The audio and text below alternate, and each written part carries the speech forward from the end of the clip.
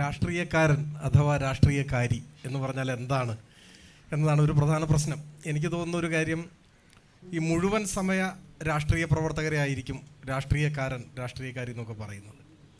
അത് ഒരു വിഭാഗമാണ്. എന്നാൽ ഇവിടെ ഇരിക്കുന്ന നമ്മളെല്ലാവരും, അപ്പുറത്തും ഇപ്പുറത്തും ഇരിക്കുന്ന എല്ലാവരും രാഷ്ട്രീയ പ്രവർത്തകർ തന്നെയാണ് എന്നാണ് ഞാൻ വിചാരിക്കുന്നത്.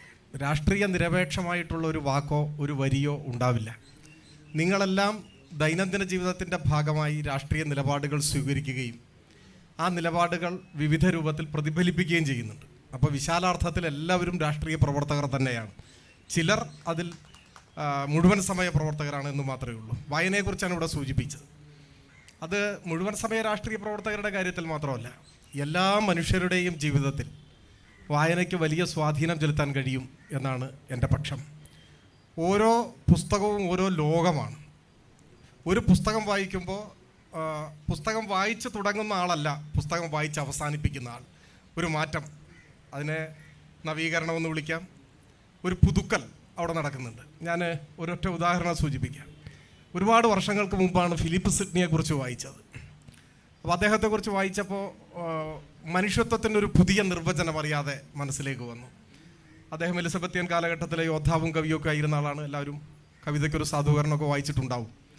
അപ്പോൾ യുദ്ധമുഖത്ത് ഗുരുതരമായി പരിക്കേറ്റ അദ്ദേഹം മരണത്തെ മുഖാമുഖം കണ്ട് അങ്ങനെ കിടക്കുന്ന ആ സന്ദർഭത്തിൽ ഒരിറ്റ് വെള്ളം വേണം എന്ന് തോന്നുന്നു. തൊണ്ട വരളുന്നു, മരണവെപ്രാളം, അവസാനത്തെ ഒരു തുള്ളി വെള്ളം.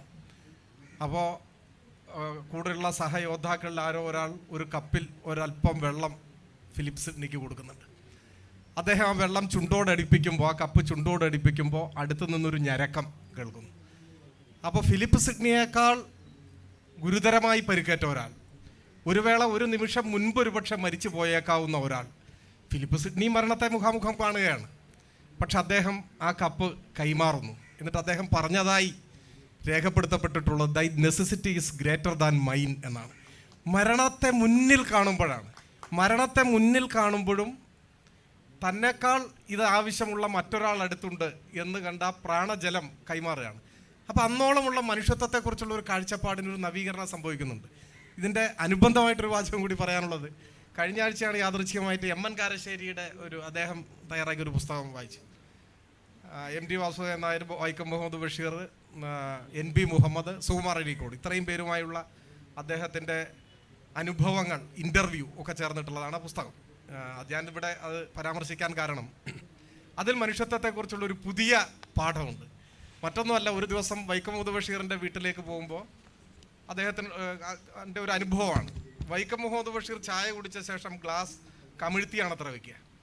ഞാനിതുവരെ അങ്ങനെ ഒരാളെ കണ്ടിട്ടില്ല. നിങ്ങളാരെങ്കിലും ചായ കുടിച്ചിട്ട് ഗ്ലാസ് കമിഴ്ത്തി വെക്കുന്ന ആളുകളെ കണ്ടിട്ടുണ്ടോ എന്ന് എനിക്ക് അറിഞ്ഞുകൂടാ. അപ്പോൾ കാരശ്ശേരി ചോദിക്കുന്നു, ഇതെന്താണ് ഇങ്ങനെ വയ്ക്കുന്നത്?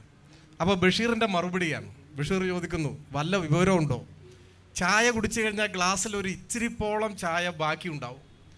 അതിലേക്ക് വന്നു വീഴുന്ന ഉറുമ്പുകൾ ചത്തൊടുങ്ങും. അങ്ങനെ ഉറുമ്പുകൾ ചത്തൊടുങ്ങാതിരിക്കാനാണ് ഞാൻ ഈ ഗ്ലാസ് കമിഴ്ത്തി വയ്ക്കുന്നത് എന്ന് പറയാണ്. നിങ്ങൾ ആലോചിച്ച് നോക്കൂ, താൻ കുടിച്ച ചായയുടെ അവശിഷ്ടത്തിൽ ഉറുമ്പുകൾ വന്നു വീണ് ചത്തൊടുങ്ങാൻ ഇടയുണ്ട് എന്ന ചിന്ത ഗ്ലാസ് കമിഴ്ത്തി വെക്കാൻ ബഷീറിനെ പ്രേരിപ്പിക്കുകയാണ്.